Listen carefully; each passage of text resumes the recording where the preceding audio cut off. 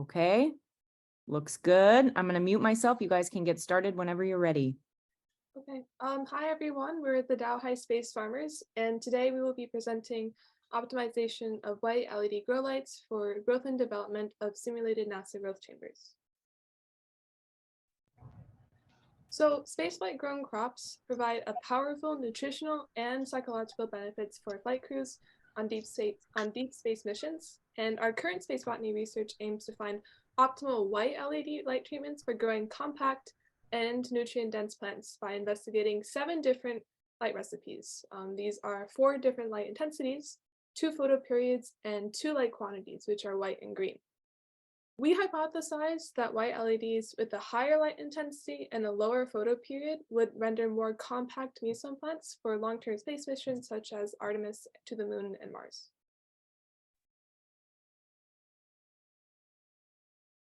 We used 2 simulated NASA growth chambers and materials provided by GBE.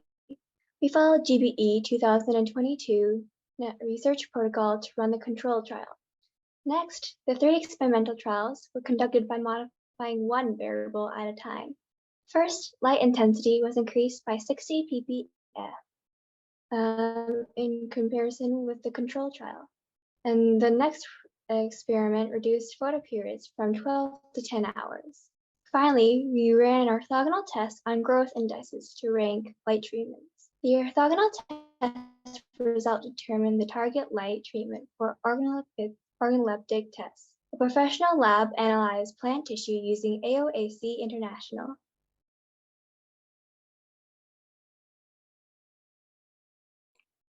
Let's take a look at our results.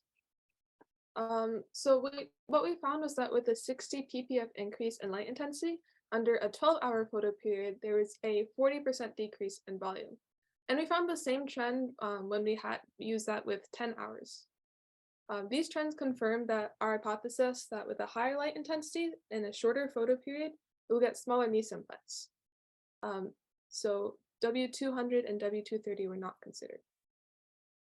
We also compared light intensity and photoperiod with petiole length and width, and petiole being like the stem of each of the meson leaves. And with 274 leaves analyzed, we found that the petiole length was negatively correlated with the light intensity, and then petiole width was positively correlated with the light photoperiod. And we also were able to further evaluate these results with an orthogonal test. The growth indexes we used were edible biomass, dry weight, plant volume, and root dimensions.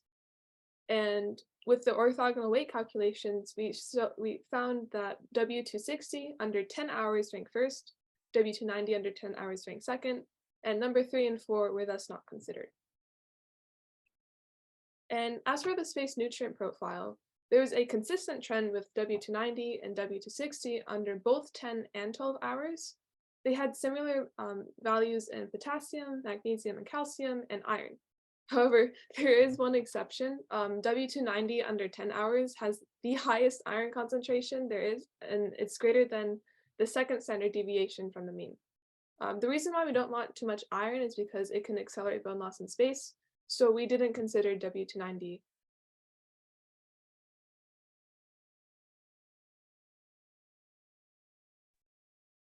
Because W260 under 10 hours of treatment was evaluated as the most optimal light treatment, we proceeded with organoleptic tests for meson plants grown under W260 and WG260, supplemented with 1% of green light. 38 participants were surveyed on the visual appeal of chambers, their prediction of biomass production, and taste tests. So 54.5% of participants stated that the white-green chamber looked visually appealing. 90% predicted high edible biomass, and 75% found that the meson plants tasted bitter. So we noticed that one plant at the second harvest under W260 for 10 hours showed a discoloration on its leaves, and this result is undergoing investigation. And our energy use for the W260 10 hours was the same as our control experiments. So in summary, higher light intensity and shorter growing periods are necessary to optimize meson plants grown in simulated NASA grow chambers. 40% of plant volume was reduced with a suitable plant nutrient profile and healthier plants. In terms of compactness, plant health, nutrient content, and organoleptic factors, there is no significant difference between the best two treatments, which are white 260 and white-green 260 under 10-hour photo period. Due to this, we recommend using white-green 260 for 10 hours for the additional benefit of visual assessment and possible psychological benefits. This would be a viable option for the smaller OHALO 3 chamber configuration and the Artemis missions.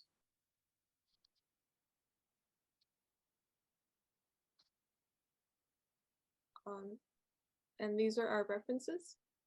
So if you have any questions, you can ask them now.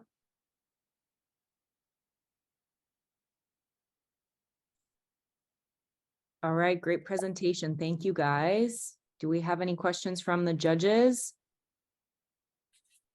I do have one. Excellent presentation. Thank you. So I may have missed it, but what was your method to analyze the nutrients in the plants? Sorry if I missed it when you said it. Oh, no, that's fine. So what we ended up doing for testing the nutritional values, that we sent it to a local lab that was able to analyze our results. And then they sent it back to us where we can figure out the nutritional quality and compare it with all of our trials. So Thank you. I have a question. In the slide right on the screen right now, go to the left, you have the snapping of the stem. I did about 6 grow outs of this plant with these two systems here. And I had a lot of this snapping going on. And did you see that there was this is a plant health issue? Did your different growth systems show differences in the fragility of the plants? I think Namai can answer that question. Yeah, so we made sure to test the PDO. So PDOs are how wide the stem is, and that's definitely something we want to know, and how sturdy the plants are. So one of the correlations that we found is PDO width is positively correlated with the light photo period. So maybe if we alter that, we would be able to make sure that the plants are sturdy in small confinements when plants are going to space. So in general, what did you find? You found it's correlated, but what's the correlation? Do you know? I just want to know.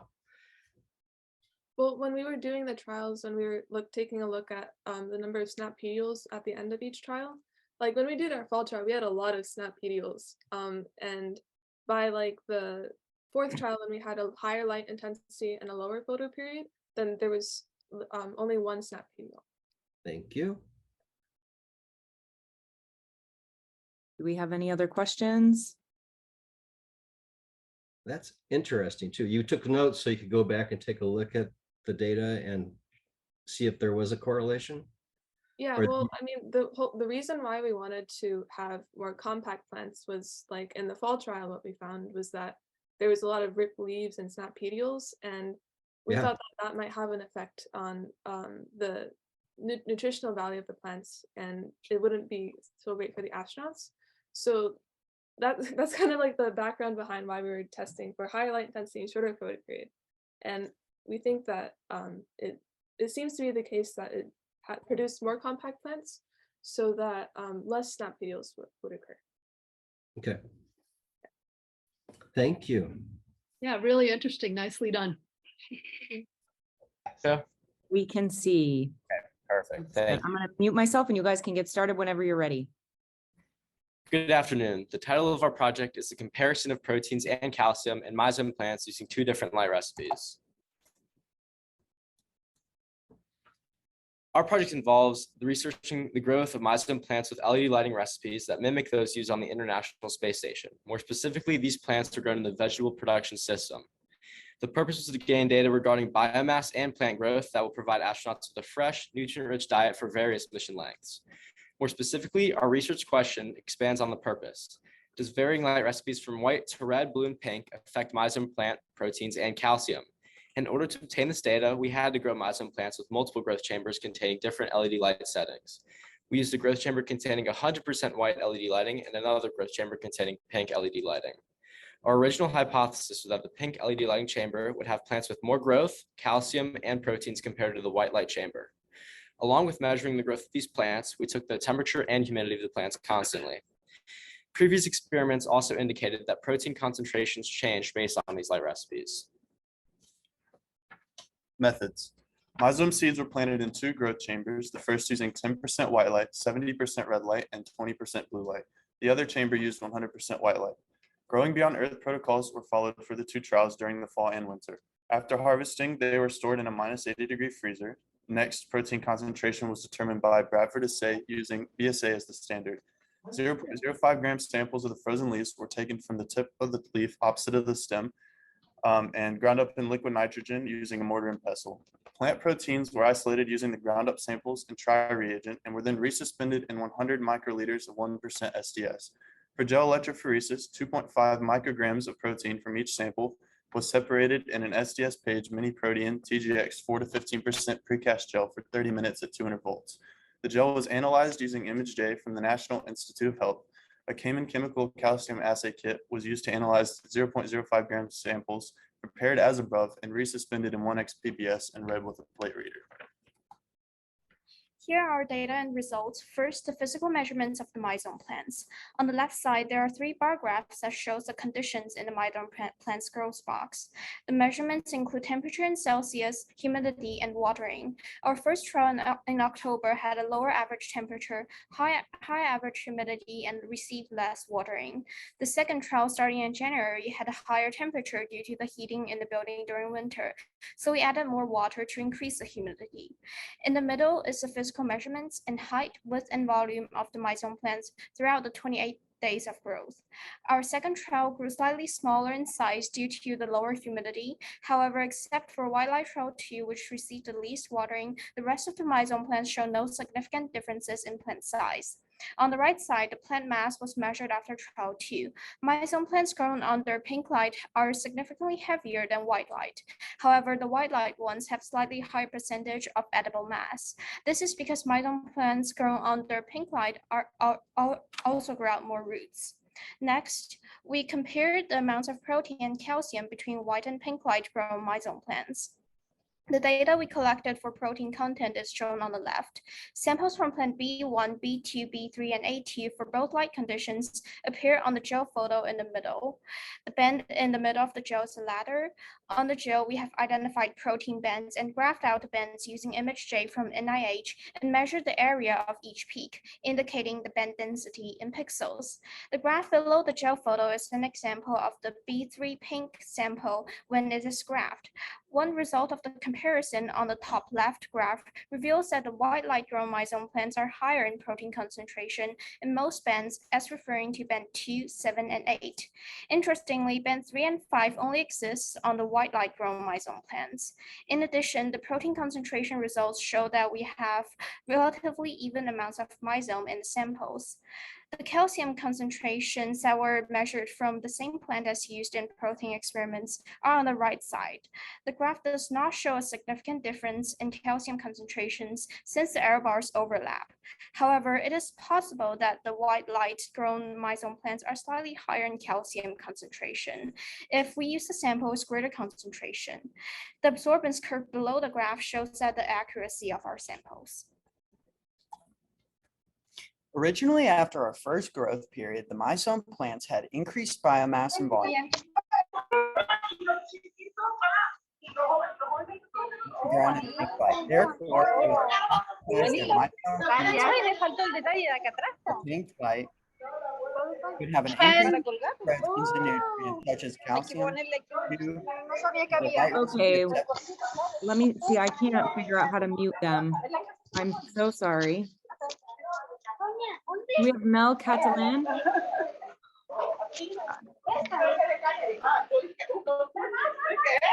Just give me 1 second, guys. I'm so sorry.